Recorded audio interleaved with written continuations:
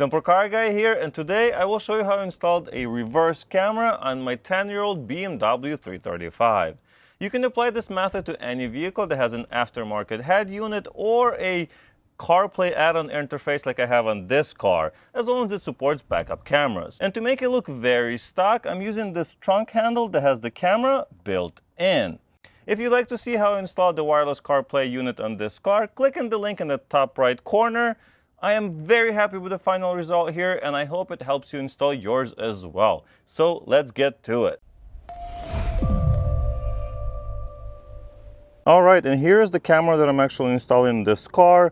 I don't really know what this brand is, and I don't know if it's going to be a very good camera, but it was only $35 on Amazon, and it's compatible with the trunk handle for basically most of the BMWs of this generation. So we'll see how good it is.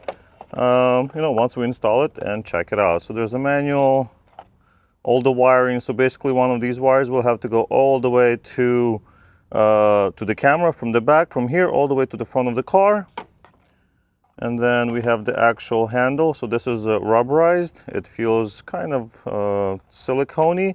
And then you have your camera. So it's going to be like this under the trunk of the car. Very nice. We have our wiring right here, and yeah, we'll see how well that works. We have a capacitor. I'm not really sure what that's for at this time, but I'm gonna go ahead and connect this to my Joy Auto CarPlay unit and see how well it works. And then once everything is working and it turns on automatically when I go in reverse and everything else, I will route the wires and get it installed.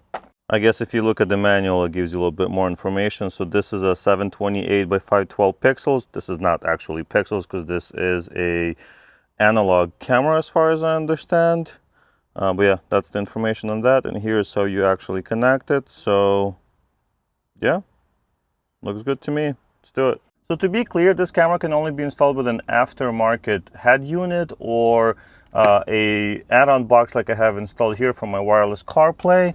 But yeah, I've installed mine under here, so I'm going to remove it and get access to it, and then we'll be able to test the camera.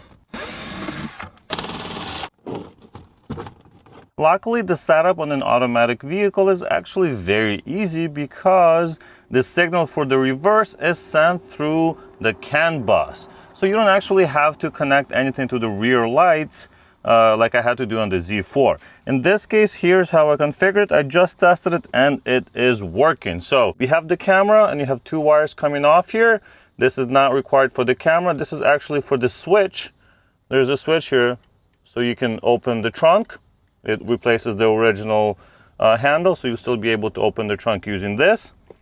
Then it plugs into this connector right here. So it plugs into itself, so it allows you to have this thin one for routing through the car, and then you just connect it like this so you can connect it to the camera. Okay, so that just goes through all of this wire all in one, and then it goes through here, and this is right by the head unit now. So we are looking at the Joy Auto multi-video interface. So this is my wireless CarPlay, and it has input for our rear. So this is going to be rear video in. So this is for the rear camera video in. That's we're going to plug in on RCA. And then in the same wiring loom right here, we have rear 12 volt. So this is the 12 volt signal. This is what's going to send the 12 volts to our camera so it can be powered on. And it only turns it on when the CAN bus tells it that the car is in reverse. So what I'm going to do is just keep this plugged in, get these connected properly with like a crimp connector, and then route this wire, all of this wire, all the way to the trunk and get this installed. Super easy install, and it should work great. This long wire is not really required for anything if you are using the method that I just showed you. Of course, if you do have interference, you may want to connect this to your power socket in the back of the vehicle if you have one, or through a relay to the battery since the battery is already in the trunk. I might do that if I see some interference in the video. Now before I run the wire, I'm going to remove this trunk handle by removing all of this stuff, and then I'll install the new handle with the camera in here first, somehow get the wire to go down inside the trunk, and then I'll pull the wire from the front of the vehicle to the rear here. The hardest part is probably going to be getting the wire to go from under here through this grommet. I'm not really sure if there's not really access down here, but I'll see what I can do. Because once I can get the wire inside here, inside the trunk, it's easy. You can just pull the wire all the way to the front. So I'm going to start by just removing all of these clips and then removing this entire carpet panel thing.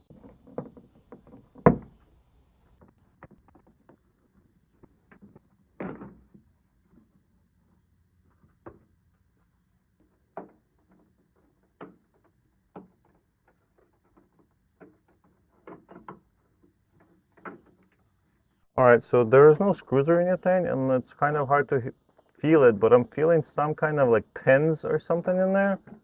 I'm gonna try to get that with my fingers. Okay, I feel it move now. You see it's moving now. These are the little clips that I was talking about. If I can do it kind of. Ah, there it is. All right, so I was able to unclip it.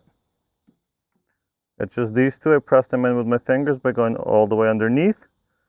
And then it just came out. So now we can unplug this original one. Here's our new camera, new handle, and there's the plug. So we're going to plug that in. Okay. You hear that? It's opening the trunk, so that works.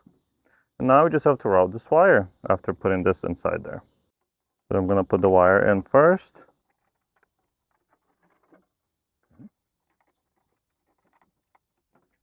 We're trying to get it to clip in on that little ridge right there, but it's not quite there. This is what we're trying to get clipped in.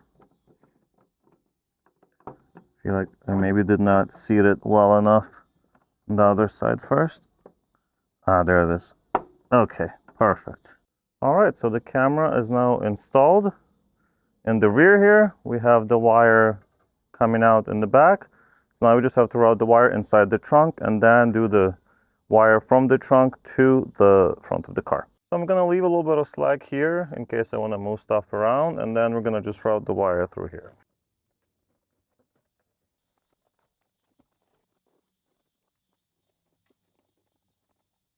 And here's how I routed the wire to the back. So you saw me do this part. It went under this seal right here, then under the running board here, and I went inside, right here, past the seat or on the side of the seat, all the way up, and then under that little plastic, and then it went inside the trunk. So basically from there, you can just go inside the trunk pretty easy.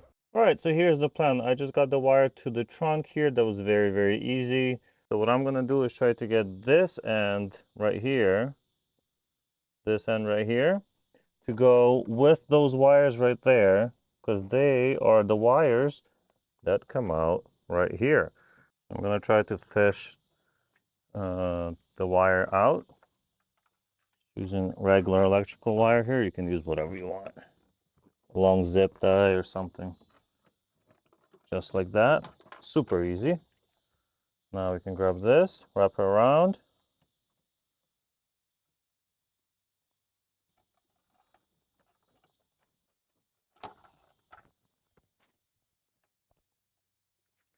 There you have it. So now I have this end right here. Now I just have to push it through this grommet. Hopefully it fits through. It's not very thick.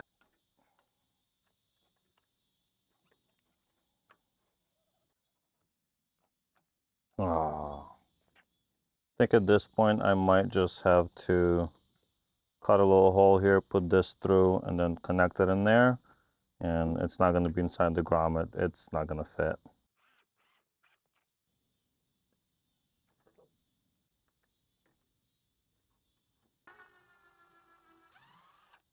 I made it deliberately a little bit smaller than needed, so it's going to be watertight.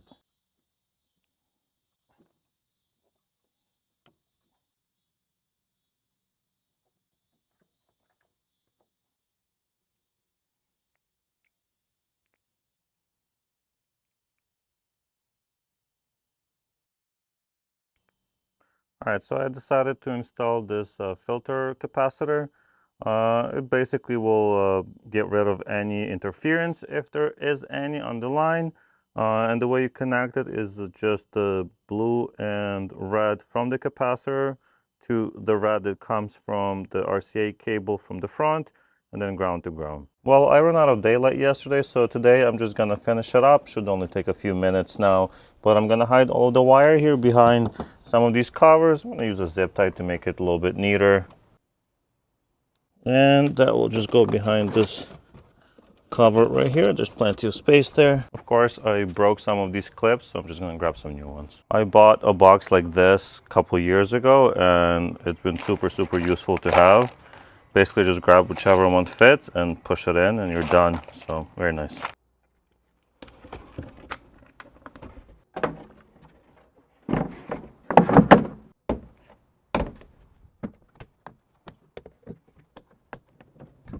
Perfect. I decided not to use electrical tape. I'm gonna get one of those nice wiring loom tapes and do that here. One last thing I had to do is change the status of the dip switch, number 8. So as you can see, it is now in the off position. So that means we have aftermarket camera installed instead of like the OEM one.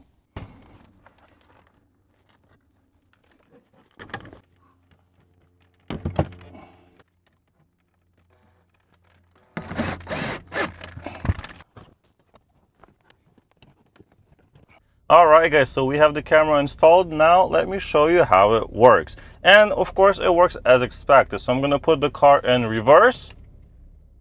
Okay, takes about a second for it to switch over, so that's very good. And of course when we drive back, we can see what's happening in the back of the car, which is awesome, especially in this car that, you know, is over 10 years old. And as you can see, we have the lines that move with the steering wheel. So as we move, they adjust as well. So that is very cool. And then if I move it the other way, of course they adjust as well. And even depending on speed and how fast you're going, they are adjusting and working just as well as you would expect them to. We can even add sensors if we had some. I don't have sensors on this car. But yeah, you could do that if you like. My unit also allows you to switch the guidelines off if you don't like it. So you can turn those off, and you can switch, like if you had 360 camera connected, you can do that as well. So that's pretty cool. So thank you guys so much for watching. I hope it really helped you get the rear camera installed in your BMW 3 Series or basically any other BMW of this age. Like the video if you liked it, subscribe to the channel if you'd like to see more BMW content, and I'll see you in the next one.